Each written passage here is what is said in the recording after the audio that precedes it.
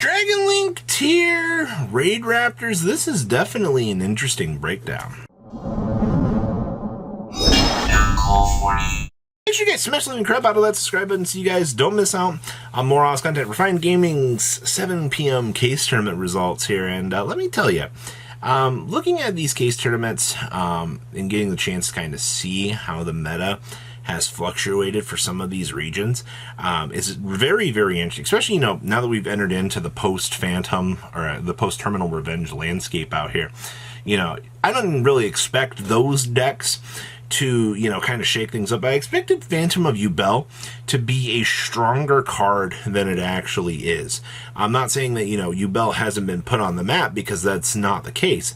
But I figured more people would be gravitating towards Yubel, trying out this stuff, seeing what they could actually come up with. And surprise, surprise, they've actually not had as huge of a showing out here on some of this stuff as I had initially thought. Now, your most represented deck out of this case tournament is going to be Tempai Dragons.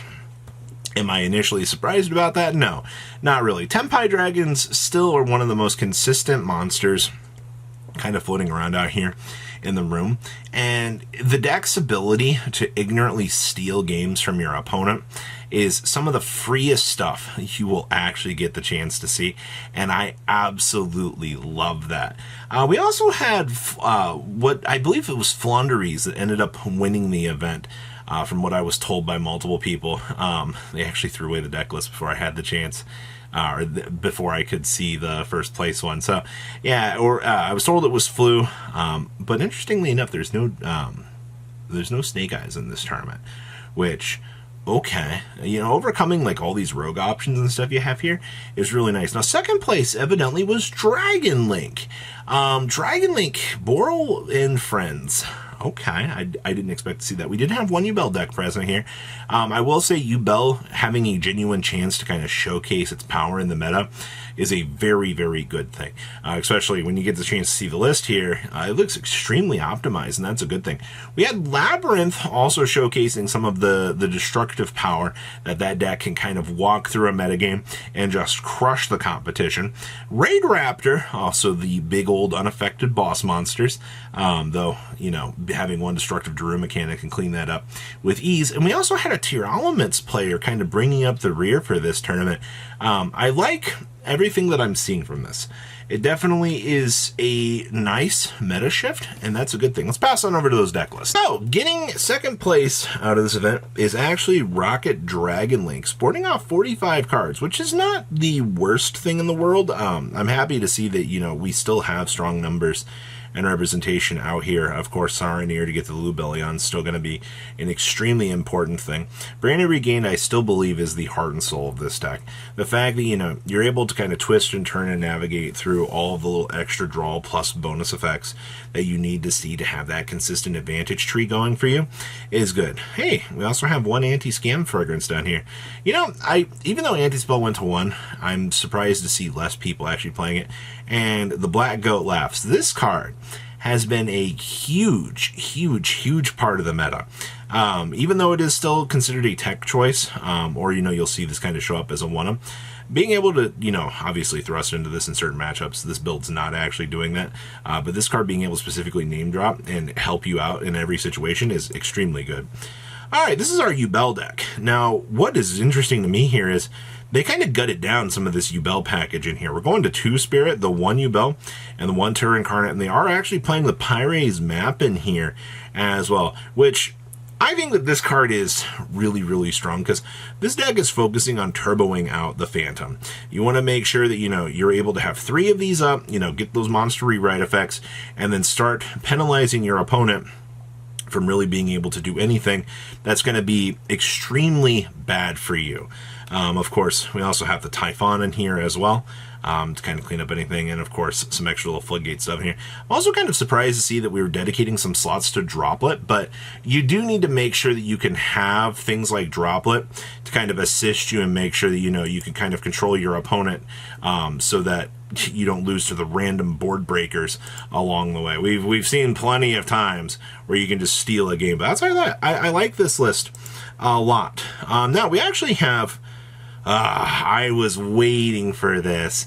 Finally, somebody out here actually decided to throw in the beautiful Nightmare Throne package into this build, and that's going to guarantee us the full ability to just kind of go through and set up the big guy himself. I mean, hey, having a full board of rewrites able to punish your opponent is actually kind of insane. We're also playing the pack bin here. I've not seen a lot of people, actually I have seen a lot of people. This is like the new sauce for this deck. Ooh, we have the Boo-Boo game in here, as well as a one-of. All right. We're dedicating slots to the Dimensional Bear. We have the one Black Goat, of course. I mean, you are going to maximize the triple cannon. And, of course, only playing 2 transaction rollbacks, I think, is a good thing. You don't want to bulk down too heavily on these. I think that this card, you can have some bad times with this. Next up here, we have Raid Raptor good stuff. All of the rank up magics in the world. And we're finally back to seeing Kali King Yuga actually getting a place in the meta out here, which about frickin' time, man. I have loved the fact that we've seen so many builds just punting the Kali King Yuga off, but to actually see that we've returned back to our dear old friend out here. Okay, there's the Triple Book of Eclipse we've started to be seeing as more of a little bit of a menace out here in the meta as well. I will say, being able to have that defensive flow down and take care of anything before your opponent really starts to make some troublesome boards for you is extremely good. And of course, yeah, the crossout detonators. That way we can stop. I guess we're worried about most of these hand traps. Maybe a droplet along the way. Outside of that, I think that this is pretty much what you expect to see out here from this. All right. Ooh, boring old Tempai dragons. Today we were feeling saucy because we were incorporating triple super polymerization into this. I'll be honest with you. I'm not like the craziest fan of having super poly built into this. I get why. I mean, I would rather have the droplets built into the main deck here. That way, you know, you can kind of tear through your opponent's monsters. I still do have, you know, these good cards here to kind of assist you along your way.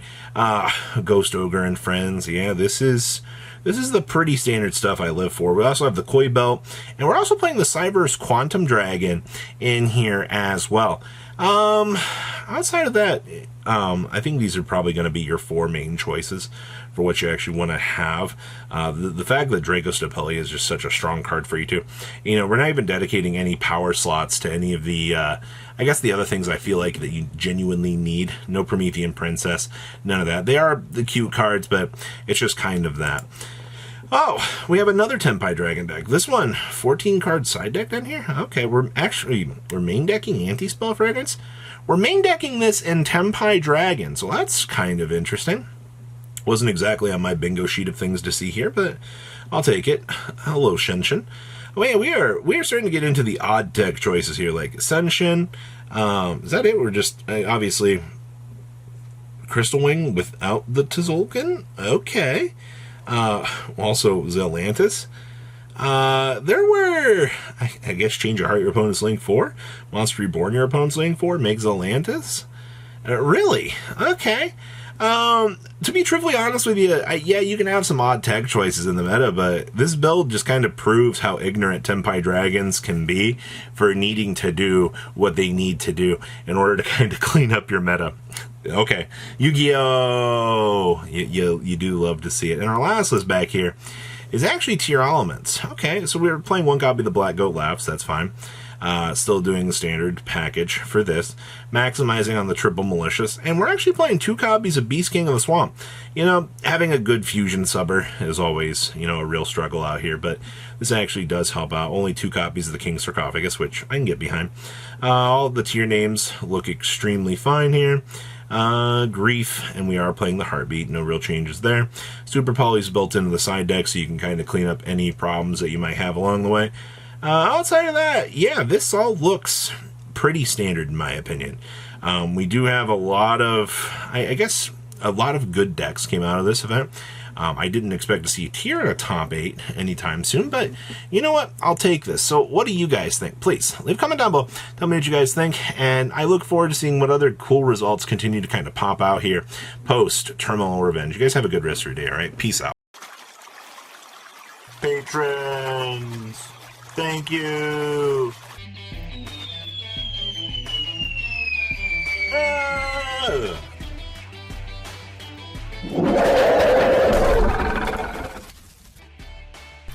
Thank you so much for watching. Check out these other videos.